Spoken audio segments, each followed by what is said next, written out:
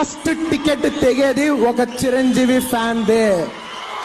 Cinema ఎలాగైనా కానీ మేము స్టార్స్ అని ఇవాళ మాతో చాలా మంది ప్రొడ్యూసర్స్ డైరెక్టర్స్ ఎంబటి సినిమా చేస్తారు. అది మా గొప్పతనం కాదు, మా వెనకాల ఉన్న మీ బలం, మీరే మా బలం.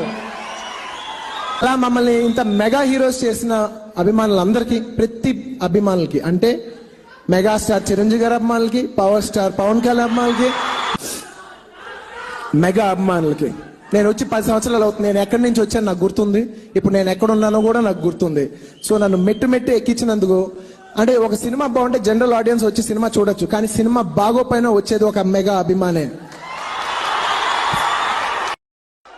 నన్ను హిందీ మెట్లు ఎక్కించిన మెగా అభిమానులకి మరొకసారి సభాముఖంగా నేను ధన్యవాదాలు తెలియజేసుకుంటాను. అండ్ ఇవాళ ఈ ప్లాట్ఫామ్ మీద నేను నుంచున్నా, పవర్ స్టార్ పవన్ కళ్యాణ్ నుంచున్నా, mega power star Ram Charan నుంచున్నా, వరుణ్ తేజ్ నుంచున్నా, సాయి ధరమ్ తేజ్ నుంచున్నా, శిరీష్ నుంచున్నా, రేపు ఇంకెవరు వచ్చి నుంచున్నా, అదంతా ఆయన వేసిన రోడ్.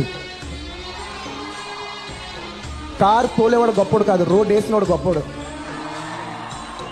రోడ్ వేయటం కష్టం, ఎండలు నుంచోవాలి, కారులో ఏసీ ఉంటుంది, తోలుకుంటూ వెళ్ళిపోవచ్చు.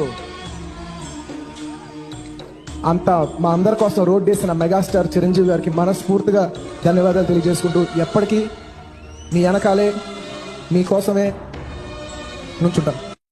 మనం చూపించాలి, మనం నిలబడగాలి.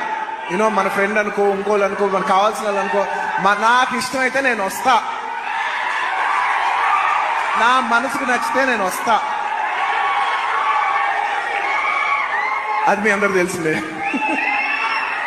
ఒక అన్న అమరావతిలో చిన్న అవమానం గురైతే అదే అమరావతిలో డిప్యూటీ సీఎం గా నిలబడి గెలిచి అన్న కాళ్ళ దగ్గర శిరస్సు ఉంచి నమస్కారం చేసిన పవన్ కళ్యాణ్ గారి కంటే అభిమాని మెగాస్టార్ గారి కుటుంబంలో ఇంకెవరు ఉండరు. అన్నను ఒక మాట అన్నని ఏలెత్తి చూపించిన తిరిగి రిజల్ట్ ఎలా ఉంటుందో కళ్యాణ్ గారి రూపంలో ఒక అభిమాని తిరిగి నెరవేర్చారు.